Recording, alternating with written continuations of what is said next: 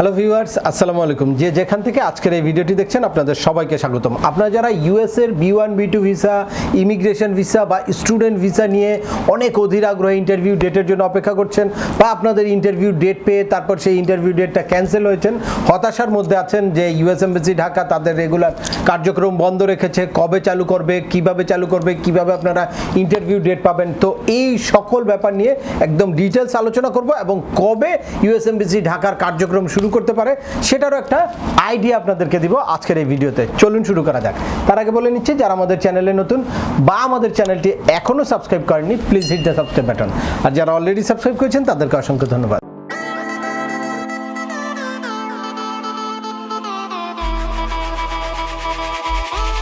Welcome back. আপনাদের সাথে আছি আমি সেম আমিনুল বাহার। আমাদের এই চ্যানেলে ইউএসএ, কানাডা, অস্ট্রেলিয়া, ইউকে সহ ইউরোপের বিভিন্ন দেশের ভিজিট, পড়াশোনা, ওয়ার্ক পারমিট এবং মাইগ্রেশন সংক্রান্ত বেশ কিছু আপডেটেড ইনফরমেশন আছে। আপনারা যারা যেই টপিকসে ইন্টারেস্টেড দয়া করে ওই রিলেটেড সকল ভিডিওগুলো দেখবেন। এরপর ছোটোখাটো প্রশ্ন থাকলে ভিডিওর নিচে কমেন্টস করবেন। আর তারপরেও একান্ত কোনো ব্যক্তিগত পরামর্শ বা আমাদের কোনো সার্ভিস নিতে চাইলে ডিসক্রিপশনে থাকা হোয়াটসঅ্যাপ নাম্বারে অ্যাপয়েন্টমেন্ট বুক করে সরাসরি যোগাযোগ করতে পারেন। অ্যাট দ্য সেম টাইম আমাদেরকে ইমেল করতে পারেন এবং আমাদের ফেসবুক পেজটি ফলো করে সবসময় আমাদের সাথে যুক্ত থাকতে পারেন। এনিওয়ে, চলে আসে আজকের মূল আলোচনা। ইউএস এমবাসি ঢাকার রেগুলার অপারেশন বন্ধ থাকার ব্যাপারে অনেকেই আসলে হতাশ বা অনেকেই বিভিন্ন দুঃসংবাদ হিসেবে এটাকে করছে। তো আমার মনে হয় এটা খুব বেশি অরিড হওয়ার কিছু নাই। আমাদের দেশের সিচুয়েশন যেই অবস্থা ছিল সেই অবস্থাতে এটা খুবই স্বাভাবিক। ইউএস এমবাসির মতো এত বড় একটা অর্গানাইজেশন, স্টেট ডিপার্টমেন্টের একটা প্রতিষ্ঠান, তো সেক্ষেত্রে তাদের নিরাপত্তা নিশ্চিত করার জন্য তারা রেগুলার অপারেশনটা সাময়িক সময়ের জন্য বন্ধ রাখতেই পারে। তো আমি আপনাদেরকে একটা সুখবর দিতে আসলাম যে কবে নাগাদ চালু করবে বা কবে ইউএস এমবাসি রেগুলার অপারেশনে চালু হবে, কি কারণে দেরি হচ্ছে, এই ব্যাপারটা ক্লিয়ার একটা ধারণা পাবে। ইন্টারভিউ ডেট ক্যান্সেল হওয়ার পরে বা খুব কাছাকাছি যাদের ইন্টারভিউ ডেট, আপনারা যারা হতাশায় আছেন, আপনাদেরকে কিছু আশার বাণী শোনাতে চাই যে শীঘ্রই ইউএস এমবাসি ঢাকা তাদের কার্যক্রম চালু করবে। This is my opinion. এটা এখন পর্যন্ত কোনো রকম কোনো নোটিশ আসে নাই, কিন্তু কি কারণে মানে শীঘ্রই চালু করবে এই জিনিসটা আপনাদের একটু বুঝতে হবে। কারণ কি, মানে এখন বর্তমান যেই পরিস্থিতি বাংলাদেশের, ডে বাই ডে কিন্তু পরিস্থিতি উন্নতি হচ্ছে এবং আইন শৃঙ্খলা পরিস্থিতি থেকে শুরু করে সব কিছু নতুন করে ঢেলে সাজানো হচ্ছে এবং এইটা মানে ওই ইউএসের বা পশ্চিমাদের প্রেসক্রিপশন অনুযায়ী, যদি আমি একদম রাগডাক ছাড়া বলে দিই, তো এতদিন যেই গভর্নমেন্ট ছিল সেই গভর্নমেন্টের উপরে ফার্স্ট ওয়ার্ল্ডের কান্ট্রি বা এই ইউরোপিয়ান ইউনিয়ন, ইউএসএ, এরা একটু ক্ষুব্ধ ছিল বা মানবতা বিরোধী বিভিন্ন কর্মকাণ্ড নিয়ে তারা একটু সোচ্চার ছিল। দ্যাটস ওয়াই ওই গভর্নমেন্টের উপরে তারা স্যাটিসফাইড ছিল না। এ কারণে মানে বিভিন্ন জায়গায় গভর্নমেন্টকে বিভিন্ন রকম প্রেশার ক্রিয়েট করার জন্য চেষ্টা করছিল। এ কারণে আমাদের ভিসার রেশিও কম ছিল অ্যাট দ্য সেম টাইম বিভিন্ন সময়। আর লাস্ট কিছুদিন মানে দেশের আইন শৃঙ্খলা পরিস্থিতি কিন্তু খুবই খারাপ ছিল।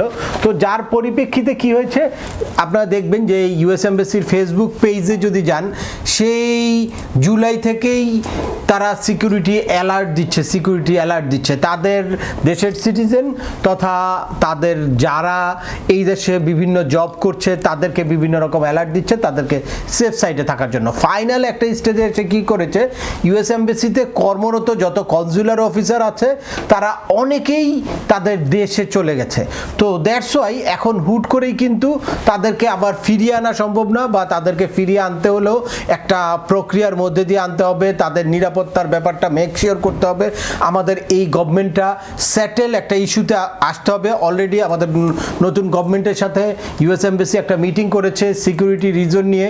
এখনও আমাদের নতুন গভর্নমেন্ট তাদেরকে কি করতে পারে নাই, সিকিউরিটিটা দিতে পারে নাই, পুরোপুরি নিশ্চিত করতে পারে নাই তাদের সিকিউরিটির ব্যাপারে। দ্যাটস ওয়াই এখনও ওপেন হচ্ছে না। যখনই আমাদের এই নতুন গভর্নমেন্ট তাদের সিকিউরিটিটা নিশ্চিত করার জন্য আশ্বাস দিবে, তখনই ইউএস এমবাসি ঢাকা কিন্তু নতুন করে তাদের অপারেশন শুরু করবে। হতাশ হওয়ার কিছু নেই, জাস্ট একটু সময় অপেক্ষা করতে হবে। দেশের এত বড় একটা চেঞ্জ বা দেশে এত বড় ধরনের একটা বিশৃঙ্খলা ছিল, এত বড় ধরনের একটা মানে আইন শৃঙ্খলা পরিস্থিতির অবনতি হয়েছিল, এ কারণে ইউএস এমবাসি ঢাকা শাটডাউন করেছে। তো এইটা সার্টেন একটা টাইম পরে অবশ্যই তাদের অপারেশনটা রেগুলার হবে এবং এইটা খুব বেশি দিন দীর্ঘায়িত হবে না আশা করি আমি। তো আপনাদের হতাশ হওয়ার কারণ নেই, আপনারা যার যার জায়গা থেকে প্রস্তুতি নিতে পারেন। এক্ষেত্রে ইমিগ্রেশন ভিসার যারা ইন্টারভিউ অলরেডি ক্যান্সেল হয়েছে তাদেরকে নতুন করে ইউএস এমবাসি ঢাকা তাদের অপারেশন চালু হওয়ার পরে তারপরে কিন্তু মেইল দিয়ে আবার ইন্টারভিউ দিবে, আপনারা সেই ইন্টারভিউ ডেটটা নিয়ে ফেলবেন। অ্যাট দ্য সেম টাইম যাদের নন ইমিগ্রেন্ট ক্যাটাগরির ইন্টারভিউ ডেট ক্যান্সেল হচ্ছে তাদেরকেও মেইল দিয়ে প্রায়োরিটি বেসিস তাদেরকে আগে ইন্টারভিউ ডেট দিবে। আর স্টুডেন্ট ভিসার যারা আছে তাদেরকেও একইভাবে মেইলের মাধ্যমে জানিয়ে দিবে যে আপনাদের কবে ইন্টারভিউ ডেটটা।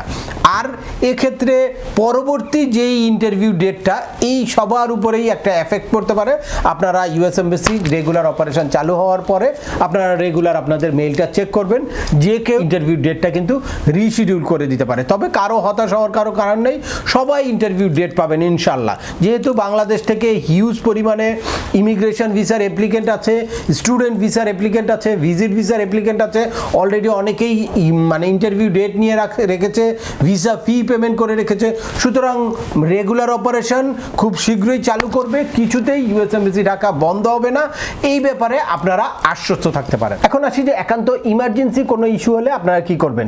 ইউএস এমবাসি ঢাকা কিন্তু টোটালি শাটডাউন না, তাদের রেগুলার অপারেশনটা বন্ধ আছে, কিন্তু কিছু কিছু কনসুলার অফিসার দিয়ে তারা ইমার্জেন্সি সার্ভিসটা কিন্তু চালু রেখেছে। তো সেক্ষেত্রে আপনারা মেইল দিবেন, মেইল দিয়ে যদি আপনার জিনিসটা আসলেই ইমার্জেন্সি কোনো ইস্যু হয়ে থাকে তাহলে আপনারা মেইল দিবেন, মেইল দিয়ে জানিয়ে তারপরে সেটার ব্যবস্থা নেবেন। এক্ষেত্রে স্টুডেন্টের আমার মনে হয় স্টুডেন্টদের মানে ইমার্জেন্সি করার কোনো কারণ নাই, তারা তাদের কোর্সটাকে ডিফার করতে পারে। কেউ যদি মানে সেপ্টেম্বর সেশনে থাকে তাহলে জানুয়ারি সেশনে ডিফার করতে পারে, বা জানুয়ারি সেশনে না হলে পরবর্তী সেপ্টেম্বর সেশনে ডিফার করতে পারে। আর ইমিগ্রেশন ভিসার ক্ষেত্রে যদি খুব বেশি বড় ধরনের ফিনান্সিয়াল হার্ডশিপ থাকে বা কোনো মানে হিউম্যানিটেরিয়ান কোনো গ্রাউন্ডস থাকে, কোনো মেডিকেল রিজন থাকে, তাহলে আপনারা একটা মেইল দিয়ে এটাকে ইমার্জেন্সি করার জন্য বা এক্সপার্টাইট করার জন্য আপনারা কিন্তু মেইল দিতে পারেন। At the same time visit ভিসার ক্ষেত্রে অনেকের এরকম থাকে যে ওখানে তাদের আত্মীয় স্বজন মারা গেছে, খুব বেশি অসুস্থ, এখনই আপনাদের যাওয়া দরকার বা ফাইন্যান্সিয়াল অনেক বড় ধরনের লস হয়ে যাবে, এই ক্ষেত্রে আপনারা মেইল দিয়ে emergency request, emergency interview request কিন্তু করতে পারেন।